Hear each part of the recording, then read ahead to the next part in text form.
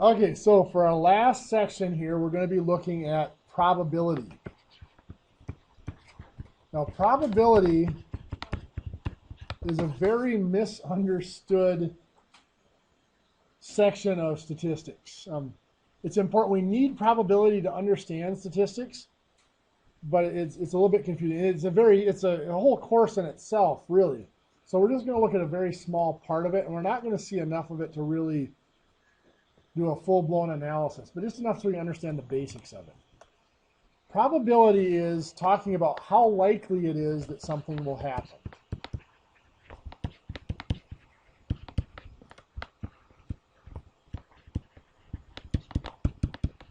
There's a lot of vocabulary I could define here for probability. I'm just going to try to very streamline it. We have an experiment. Oh, I can't spell. There we go. I'm sure I butchered the spelling. There, experiment. An experiment is an activity, a process, or whatever that we are studying, that has some sort of a random result or a chance result.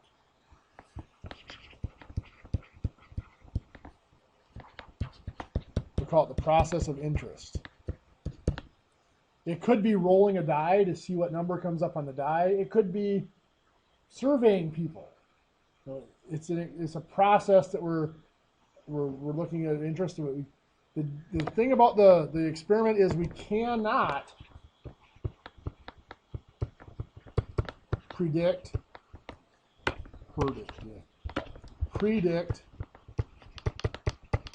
individual results.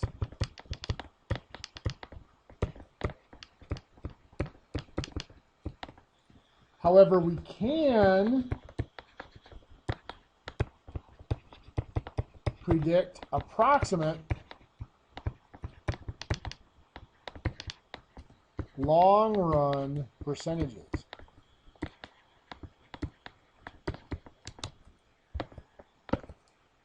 For example, let's say my experiment is flipping a coin. I cannot predict whether it's going to come up heads or tails on the next flip. But I can predict, if I flip that coin 100 times, approximately how many heads do we expect to get? 50. Okay, that goes back to that law of large numbers again.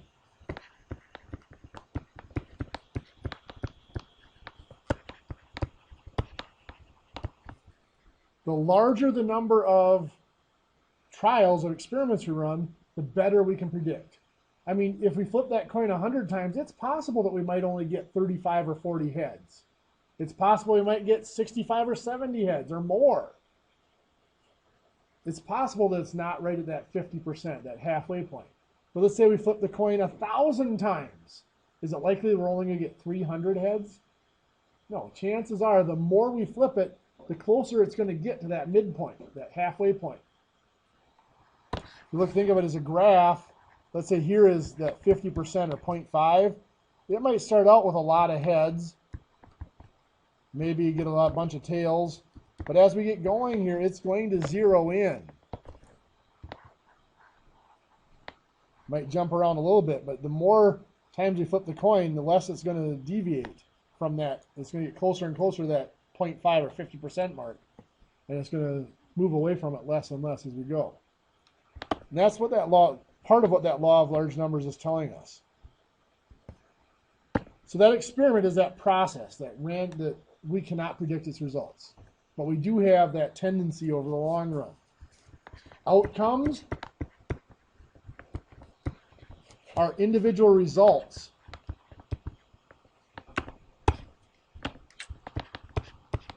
From that experiment.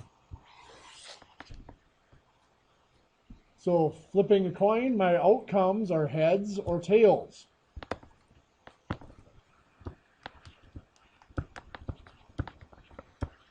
So sample space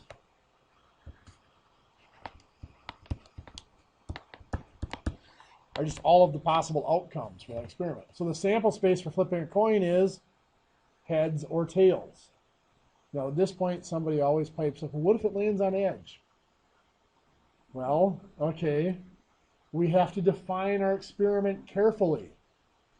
I mean, it is possible for it to land on edge. I could flip it 1,000,000 times on this table, and I guarantee you it probably wouldn't land on edge ever. But it is still possible. I mean, it could land on the carpet and get caught between the fibers of the carpet, or land on a piece of gum or something, or land in the mud. I mean, it can happen. But we define our experiment appropriately, where the experiment is defined. We flip the coin and it lands on its face. Or like rolling a die. Same thing there. Well, what about a cock die? It lands on its corner, up against something. Again, we define our experiment to be rolling a die and it falls properly without being cocked on a side. So our events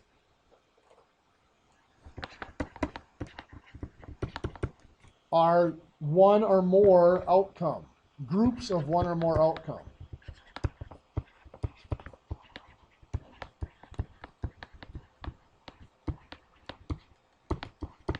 So what we're looking at in probability are these events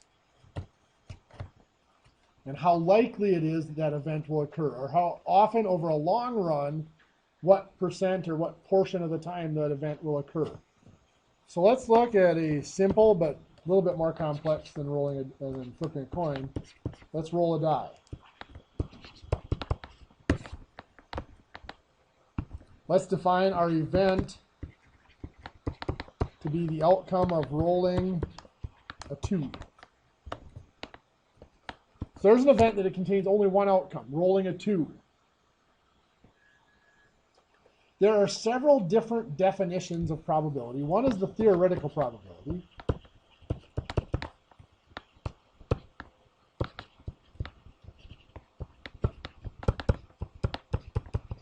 And the theoretical probability applies when we have what's called equally, this is a technical term that you don't need to know, but equally likely outcomes. It's a really fancy phrase for a very simple concept. It's basically the same chance that it's going to land on any number of the die, is what that's saying. It's a fair die. Now, there are dies that are more likely to land on certain numbers than others. Those are not going to be ones we're going to use. Those are loaded die.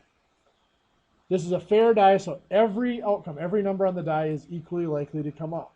So that's what this is saying, equally likely outcomes. Every number has the same chance. Just like if I took all of your names, wrote them on a piece of paper, put them in a hat, write your names on identical pieces of paper, put them in a hat, reach in and draw one out. Each of you has an equal chance of being drawn out. Each of you would be an equally likely outcome. So the theoretical probability is the number of outcomes in the event divided by the total outcome, number of total outcomes.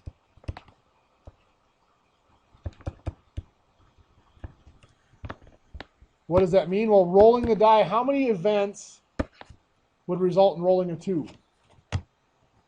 How many 2s are there on a die? 1. How many different possible outcomes are there? 6. So it's a 1 out of 6, or 0.1667. Probabilities are usually rounded to 4 or 5 decimal places. Let's define my event to be a little bit different now. My event is going to be roll an odd number. Well, now I'm looking at how many odd numbers are on a die? 3. So there are 3 outcomes in that event. 1, 3, or 5. How many total outcomes are there? 6 still. So 3 out of 5, or 3 out of 6, sorry, or 1/2, or 0.5. Doesn't really matter how you add them up. There's always going to be 3 odd numbers there. Out of 6. You look confused. I mean, does that happen? Oh, whether I leave it as 1/2 or 0.5? No, it really doesn't matter there. Sorry. No, that's okay. Let's look at something a little bit more complex. Let's look at marbles in a box. We're going to put 50 marbles in a box. 30 red, 20 blue. I'm going to use a little bit of notation here. P stands for probability, and what's inside the parentheses is the event, the desired outcome. What's the probability of reaching into that box and drawing out a red marble? Well, how many red ones are in there? 30. So there's 30 outcomes that would be red. How many total outcomes? 50. 30 out of 50. I could reduce that, or I could just divide it out in 0.6. What is the probability of reaching into the box and pulling out a blue marble? Well, there's 20 blue marbles out of 50. So 0.4 probability. Now, the reason I did this example, those are both still pretty simple probabilities. The reason I did this example is I want to point out the next level, the next step of difficulty in our probabilities, and that is independence.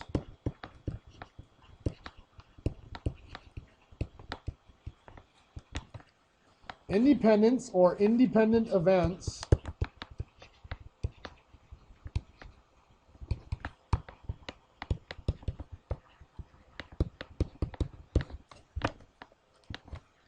are where the occurrence of one event does not affect the probability of the other.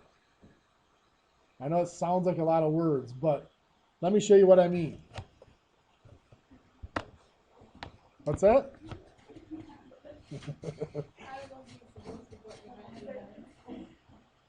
Did I put event somewhere? Dependent event. Wow. Sorry. The little hamster may have gone home and left me on my own for the night at this point. I'm sorry. Independent events, yeah. That's very confusing, yes. So anyway, let's look at, I'm sorry, the probability of reaching into the box and drawing out a red marble, followed by another red marble. Well, there is not enough information here. We need to know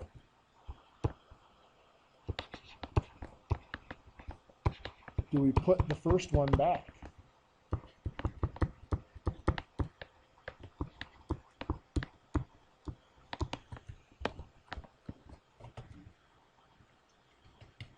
Now, the term that's often used there is replaced or with replacement or not replaced or without replacement. That just means, do we put it back? Has it changed the probability? If the answer is no, in other words, if it's without replacement,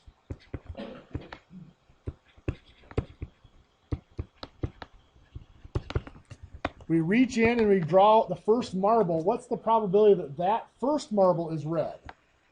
Well, 30 out of 50, right?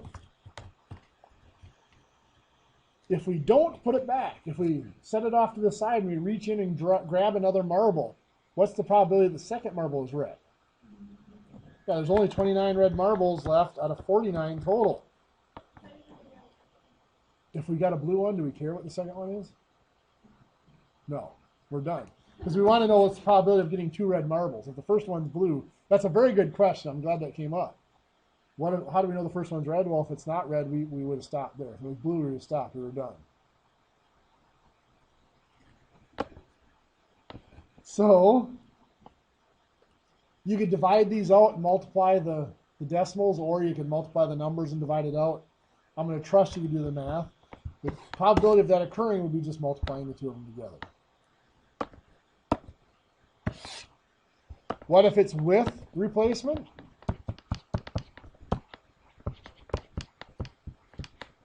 In other words, we put the first one back.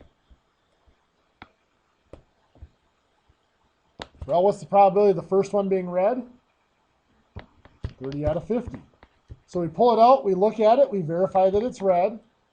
Again, if it's not red, we would stop, we wouldn't continue. We put it back in the box, we mix them up again, and we reach in and draw out another marble. What's the probability the second one will be red? 30 out of 50. So now the probability has not changed. So that's what we mean by independent events.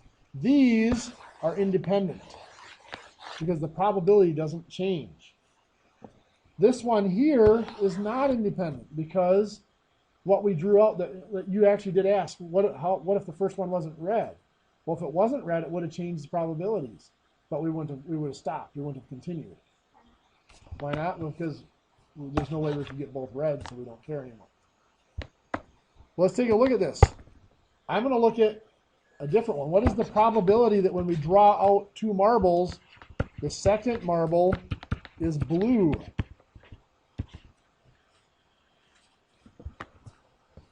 Well, there are two possibilities here. The first one is red, or the first one is blue. If the first one is red, what's the probability that the second one will be blue? Well, how many blue ones are in there? 20 out of 49. We're assuming we don't put the first one back in. I should have said that. Without replacement.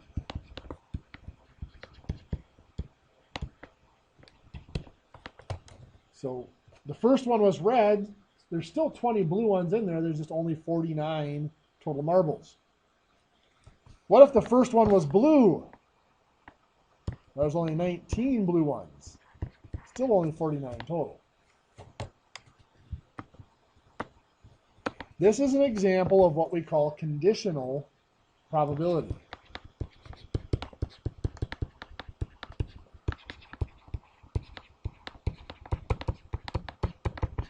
This probability here, the probability of getting the second marble blue, depends on what happened with the first marble. So it depends on something else. The best way to demonstrate conditional probability is to look at a contingency table.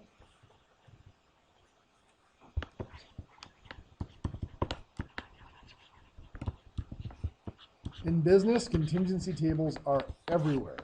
It compares two things that are related but separate variables. For example, we might look at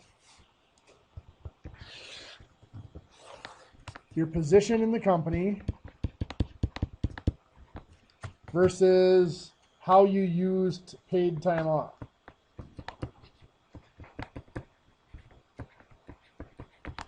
So let's say you are an hourly employee, salary employee,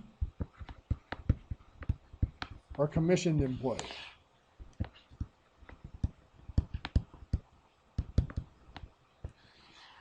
And you can either use it when you're sick or, well, let's say you use it for vacation.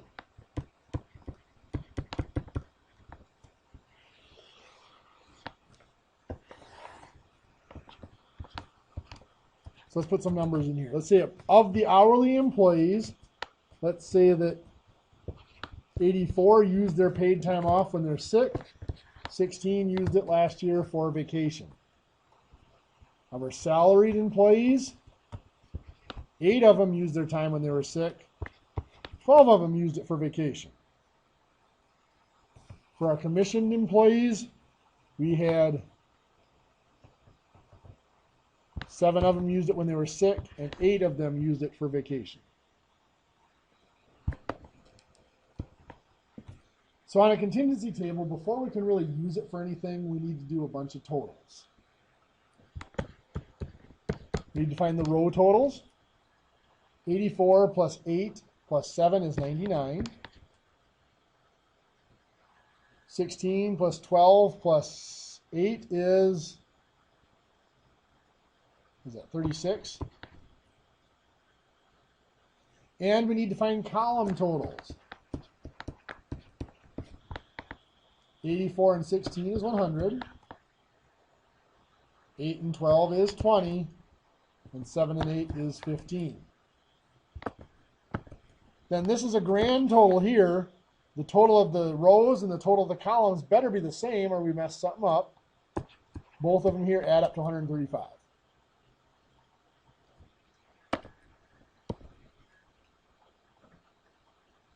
So now based on this table, what if I asked you, What is the probability that a randomly selected employee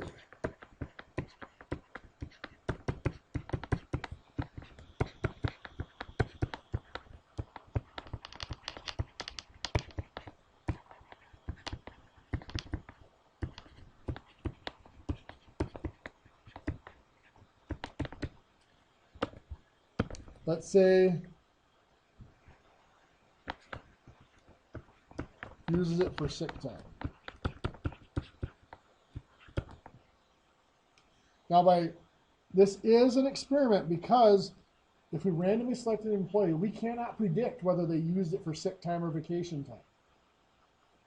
But we can predict that if we picked a whole bunch of them, that a certain percentage would have used it for sick time, and the other percentage would use it for vacation time. How would we find this probability? Well, how many people used it for sick time? 99. How many total are there? 135. 99 divided by 135, 0.7333. Maybe we want to find what's the probability that a randomly selected employee is salaried.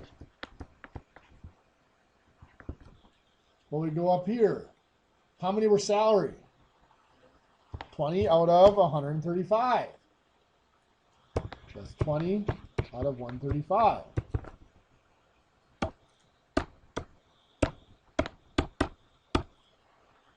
.1481. So that's pretty boring so far. So let's make it more interesting. What's the probability that a randomly selected employee is hourly and uses it for vacation? So now we're not looking at a total. Where are the ones that are hourly and use it for vacation? That's right here. Both hourly and vacation. So there's 16 out of 135.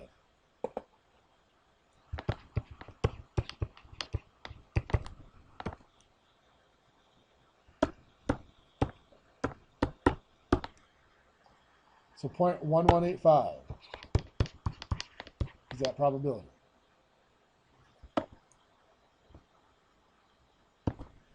What is the probability that a randomly selected employee works on commission or, instead of and, this was and up here, but it was or uses their time when they're sick? Now this is going to be different. This time,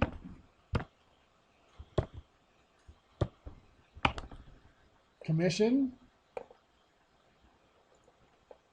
these are the commission people, and this is sick. Can I just add the 99 and the 15? Not quite. What I can do is I can just add up 84, 8, 7, and 8, can't I? That would give me the total that are either commission would be here, or sick. What does that add up to? 92, 99, 107 out of the 135.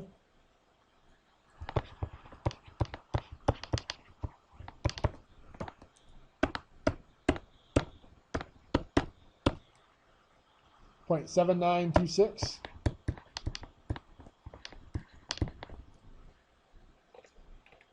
There's another way I could have gone about that. I'd asked about using the totals. And I could have used the totals. But I have to be sneaky about how I do it.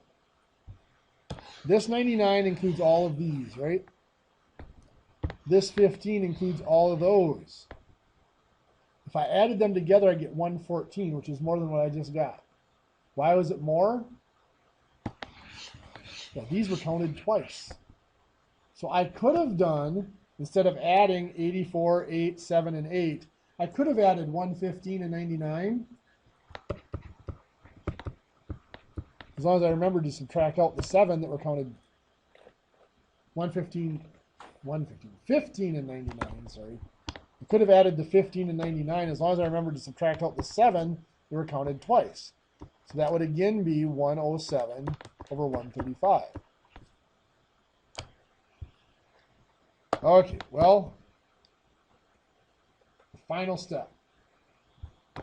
What is the probability a randomly selected employee uses their time for sick, their time when they're sick, given they are hourly? This is another example of conditional probability. We already know a piece of information. When we talked about conditional probability up here, we knew whether the first marble was red or blue. That changed our probability on that information. Same thing down here. We know the employee is hourly. That changes the probability. We are no longer looking up here at the whole 135. We are only looking at people who are hourly. We know that the person we're looking at is hourly, so we're not looking at the whole 135 employees. So how many of those that are hourly, 84 of them use their time when they're sick. So that probability is 84 out of 100, or 0.84. So we know that the person we're looking at is hourly. We're not looking at all the whole group anymore. Let's look at the opposite side. What is the probability that the randomly selected person is hourly given that they use their time when they're sick? That's very poor grammar there, but okay. You guys get the point. This time now, we're not looking at the people who are hourly. We're looking at the people who are sick. We know that the person who are sick, the people that use their time when they're sick. Sorry. So we're looking at this group. We know that the person we're looking at uses their time when they're sick. What is the probability that they're hourly? Well, there's 84 that are hourly out of 99 that use their time when they're sick. So it's different.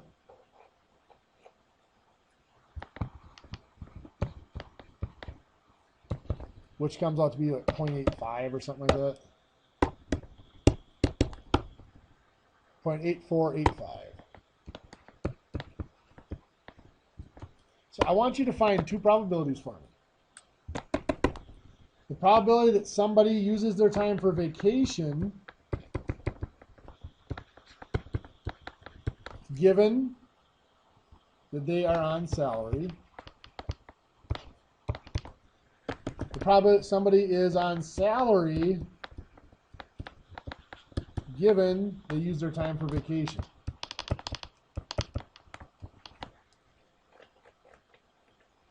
So up here, we're looking at salary and vacation. We're going both ways. So in your notes, see if you can find those two probabilities. Yeah, I'll rewrite it here in just a second.